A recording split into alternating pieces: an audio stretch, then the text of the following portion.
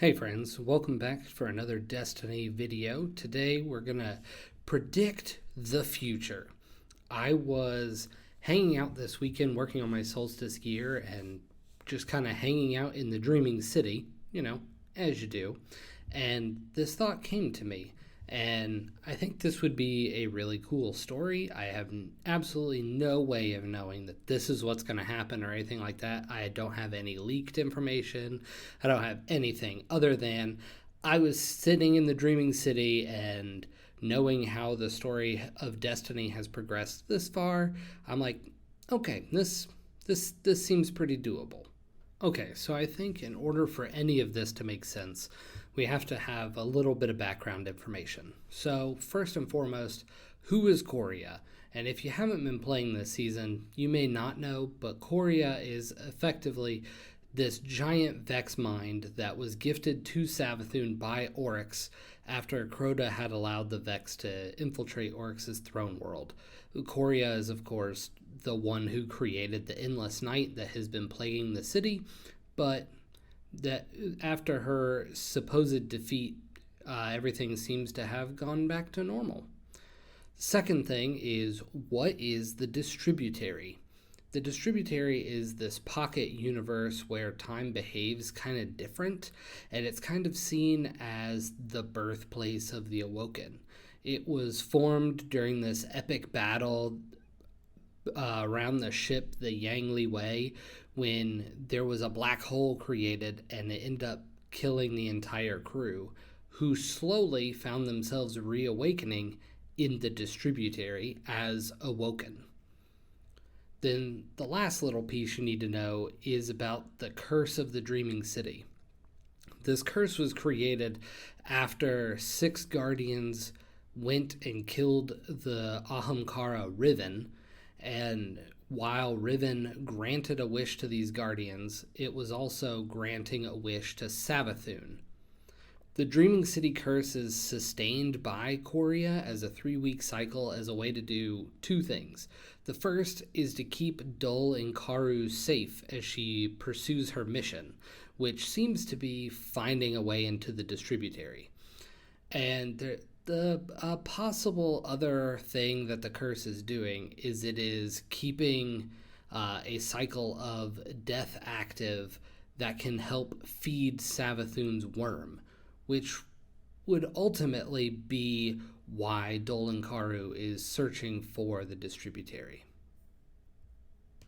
I am certainly of the mind that Coria isn't dead yet.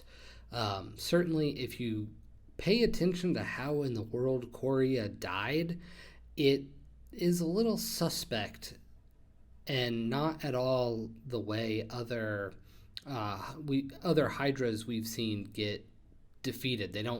She doesn't blow up like that.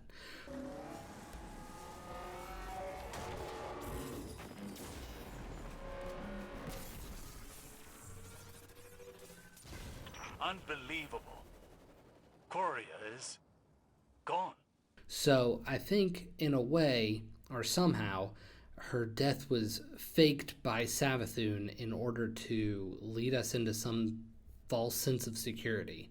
So I think this epilogue that is mentioned in the season roadmap, I think what we're going to find, what needs to happen there is we will find that Coria is still alive, and we have to make one last effort to go in and actually kill the Vexmind. And once we've done that, we will actually finally break the curse that has been on the Dreaming City for the last 3 years. So now that Coria has been defeated and the Dreaming City is free of its curse, I think what we'll find next season is that the Dreaming City is crumbling. The destruction that has been wrought by Coria, Dolan Karu, and the Taken have finally taken a permanent form in the Dreaming City. And the Awoken must evacuate from the Dreaming City, and the Vanguard has offered them space in the helm to take refuge. I think then we'll see Mara Sov will make her return because her people are in danger and the Distributary is vulnerable.